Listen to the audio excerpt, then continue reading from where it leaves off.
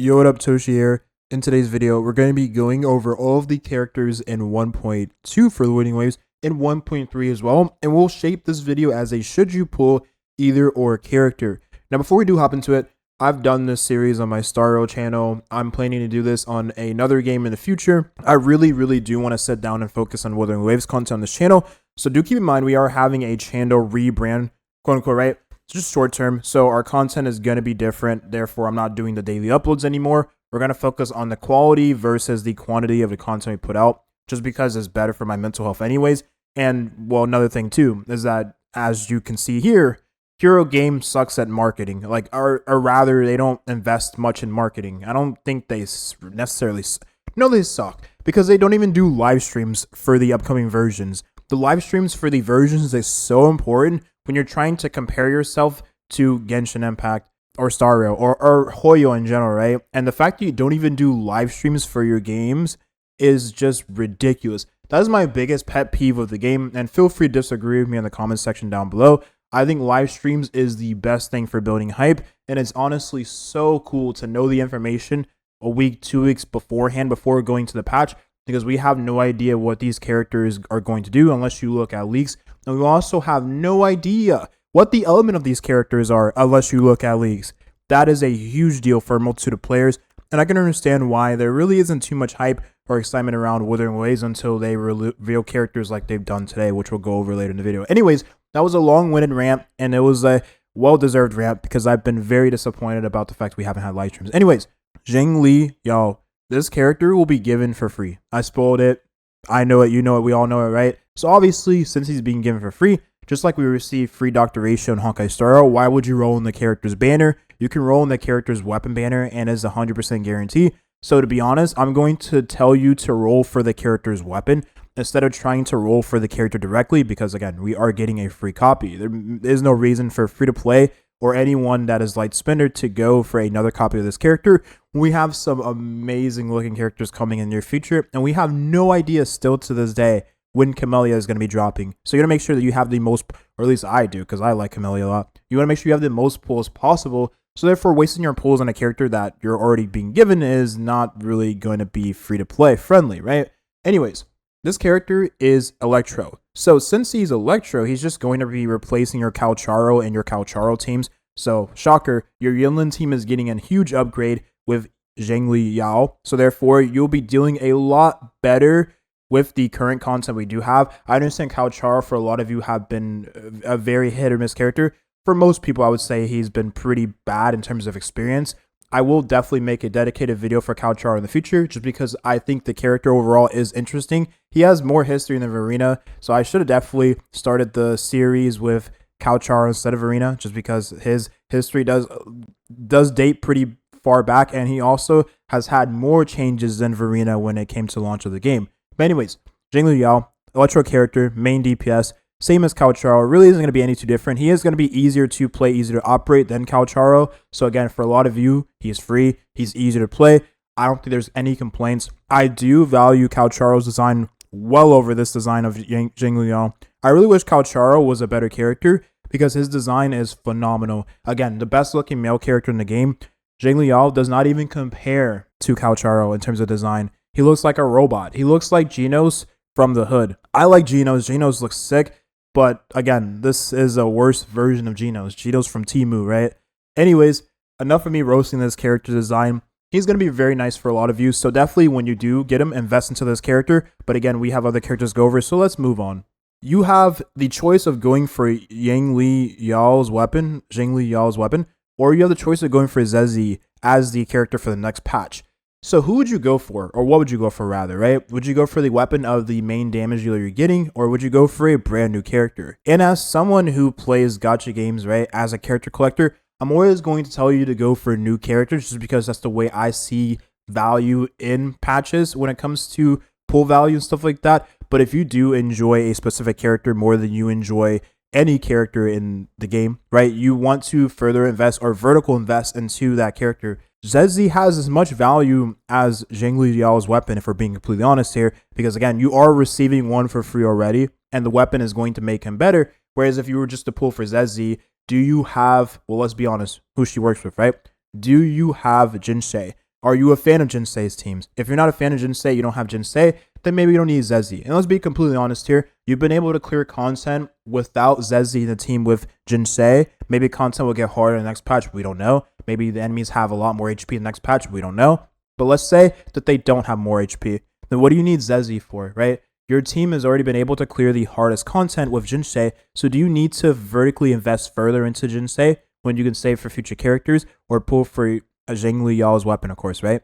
That is guaranteed anyways. And Zhezhi is a 50-50 depending on whether or not you have your pity guaranteed already for the characters. I'm definitely pulling for Zhezhi because I pull for every character, but I definitely want to nail that down as soon as possible. Now, Zhezhi still works outside of Jinsei teams, don't get me wrong, because she has energy that she gives to you, right? The energy is very valuable. It's like the energy you get from your Yang Yang, which is nice, right? So for characters like, what's his name? What is his name? I always forget his name. Jian. She's going to be pretty decent to him. Now, obviously, Mortefi does have more value because he does buff your heavy attack, where she buffs your elemental skill or your resonance skill. So you probably would want to just use her in the Jinsei team. But any other character that has resonance skill damage will find value with this character. Like, for instance, you can use her in a team with Donjin. I mean, I don't know how many of you still use Donjin, but you can use them in the same team. Any other character that is focused around their skill, you can use her in a team with, what is her name? Xiangli. We just got Xiangli. So for a lot of you that already have that character, Zhezhi will make Xiangli better because, again, she gives you resonance skill. She gives you energy, which is very nice for Xiangli teams. I've already been seeing players use Xiangli alongside Yang Yang. Well, boom, you have a better version of Yang Yang for your Xiangli team, depending on the amount of investment you already have for your Yang Yang, right? Because Yang Yang does give you some attack percentage, right? If you're not getting attack percentage from the one relic set or the one gear set in this game that gives you attack percentage whenever you swap into the next operative, right? You use your outro skill and you swap to the next character. Is pretty popular in Yinland teams, right? I don't remember what it's called because, again, I haven't been making videos daily, so it's very hard for me to remember all of this wordplay when I play like 3 different games at this point. But yeah, Zhezhi, her design, I have definitely over time become a lot more accepting of how she looks. She looks cute. I am not even going to deny she looks cute. And her in-game model, because let's be honest, most of us do look at leagues, she looks great. Her in-game model looks better than how she looks here. Or rather, it looks extremely in line with how she looks in her character splash art. And I think wuwa does a great job. Let's talk about that for a second. wuwa does a great job when it comes to the character designs and how they look in the game. They are nearly one-to-one every single time. And I am very appreciative that the art team for this game is the art team for this game. They do a phenomenal job when it comes to how the characters look on their splash and how they look in-game. Zhang Xing is another good example, right? The girl with the fist. She looks very nice on her splash art. And then in-game, she looks exactly how she looks on her splash. Amazing job from the art team for this game. Amazing job. But yeah, glacial character here. Do you need her? Do you have Jinsei? If you don't have Jinsei, then maybe you can skip. But do you want to use her Xiangli? You can use her Xiangli, so on and so forth. So therefore, she has value. She also has damage, right? Don't get me wrong. She's a 5-star character. She has her own damage. Like, think of Yinland, right? Yinland has her own damage just by being a buffer and providing off-field damage. Zhezhi is more or less the same thing. She also has off-field damage, stuff like that. Do you want to use her? Maybe, maybe not. It is up to you as a player. Just understand that you're going to make your Jinsei teams better, but do you really need that Jinsei upgrade? You know, you be the side factor of that. Now, we have the best design in Wuthering Waves so far, hands down. This is the best looking character. This is my top pick, and I'm going to wail out on this character when she does arrive. I'm going to go all the way to S6, R6, whatever it's called in this game on this character. She looks so good. I love her design all the way through. I love the color scheme of the character. I love the galaxy print on her hood. I love the fact that she is wearing a hood. I love the fact that she has a butterfly in her hand. I love the fact that she is showing some cleavage, even though she doesn't have big booba. I like the fact that she is medium premium, right? She looks so nice. Her dress looks very good. Again, the color scheme, the aesthetic is so fine. She looks so fine. I love this character design. Definitely my favorite alongside Camellia. And yeah, that explains my taste as a...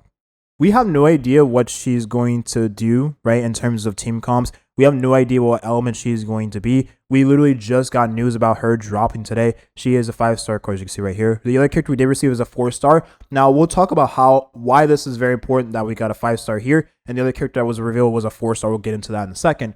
But Shorekeeper, we have no idea what she's going to do. If I had to, I honestly don't even feel comfortable giving a guess here, because anything can go, right? She could end up being another glacial character. She could end up being a lightning character. She could end up being a spectral character. She could end up being a havoc character. Honestly, we need havoc characters because, and that's like one of the only elements we haven't received in the form of limited. But who knows when we're getting a havoc character? Most of us is led to believe that is going to be Camellia when she drops. Camellia most likely is going to be a havoc character. So would they throw a havoc character right now and a havoc character again later? Because maybe Camellia is in patch 1.4, right? We don't know.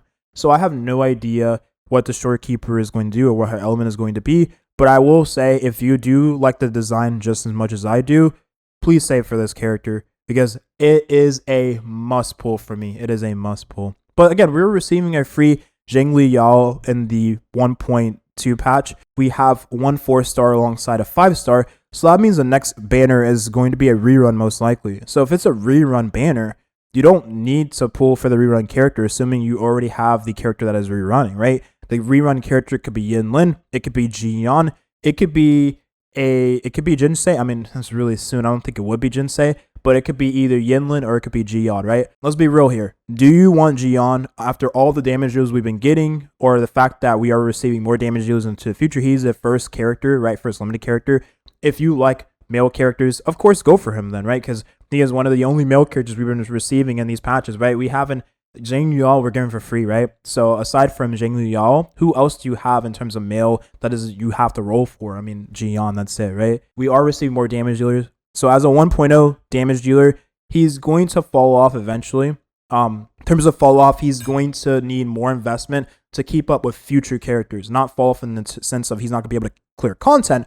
He's just going to be a lot less crucial for new players that join around the time of, let's say, 2.0, right? If a 2.0 player, a new player joins around, I'm going to tell him to pull for the 2.0 character and not pull for the 1.0 character. Do you see what I'm saying? Anyways, Jian, yeah. Or it could be Yinlin. Yinlin, I'm more leaning towards her being the rerun character. And the reason why is because we have Xiangli Yao in the previous patch 1.2. So it makes a lot of sense for them to have a Yinlin rerun in 1.3 so that you have a character that pairs nicely with your Xiangli Yao that you have received for free.